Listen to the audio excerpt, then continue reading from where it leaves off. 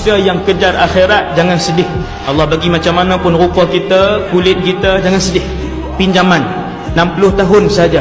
Masuk syurga, kesemua menjadi tampan dan kesemua menjadi cantik.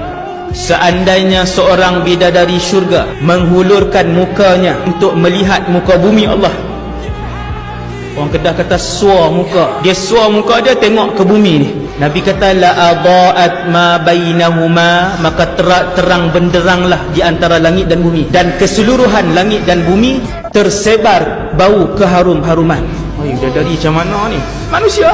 Bidadari ini manusia. Seperti mana Allah Ta'ala berikan bidadari kepada lelaki, orang perempuan pun dapat juga. Jadi Nabi tanya, ya Rasulullah, hebat bidadari, cantik bidadari, mulia bidadari. Dia pun tanya, ya Rasulullah, wanita dunia yang masuk syurga dengan bidadari, siapa yang lebih mulia? Nabi pun jawab, tentu sekali wanita dunia yang masuk syurga lebih cantik daripada bidadari, lebih mulia daripada bidadari.